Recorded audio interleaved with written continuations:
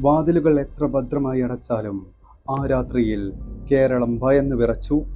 ഉറങ്ങിക്കിടക്കുന്നവരുടെ തലയ്ക്ക് ഇരുമ്പ് തണ്ടുപയോഗിച്ച് അടിച്ചു കൊലപ്പെടുത്തുക, ആഭരണങ്ങൾ കവരുക. റിപ്പർ ജയാനന്ദൻ എന്ന് കേട്ടാൽ മലയാളിക്ക് ഓർമ്മ വരുന്നത് ചോര മരവിക്കുന്ന കുറെ ഓർമ്മകളാണ്. സാധാരണ കള്ളന്മാർ പണം മോഷ്ടിക്കാനാണ് വരുന്നത്. എന്നാൽ ജയാനന്ദൻ വ്യത്യസ്തനായിരുന്നു. വീട്ടിലുള്ള ആളുകളെ ക്രൂരമായി കൊലപ്പെടുത്തിയതിനു ശേഷം മാത്രമേ ഇയാൾ മോഷണം നടത്തിയിരുന്നുള്ളൂ. കൊലപാതകത്തിന് ഇയാൾ തിരഞ്ഞെടുക്കുന്ന രീതി വളരെ ക്രൂരമായിരുന്നു. കമ്പിപ്പാരയോ മഴു പോലെയുള്ള ഭാരമുള്ള വസ്തുക്കളോ ഉപയോഗിച്ച് തലക്കടിച്ച് കൊലപ്പെടുത്തിയാണ് ഇയാൾ ഇരകളെ ഇല്ലാതാക്കിയിരുന്നത്. എറണാകുളം ജില്ലയിലെ വടക്കേക്കരയിൽ നടന്ന ഇരട്ട കൊലപാതകങ്ങളാണ് ജയാനന്ദനെ കുപ്രസിദ്ധനാക്കിയത്. സഹദേവൻ എന്നയാളെയും അദ്ദേഹത്തിന്റെ ഭാര്യയെയും തലക്കടിച്ച് കൊലപ്പെടുത്തി. അദ്ദേഹത്തിന്റെ ഭാര്യയുടെ കൈകൾ വെട്ടിമാറ്റിയാണ് ഇയാൾ വളകൾ കവർന്നത്. പിന്നീട് പുത്തൻവേലിക്കരയിലും സമാനമായ കൊലപാതകങ്ങൾ നടത്തി.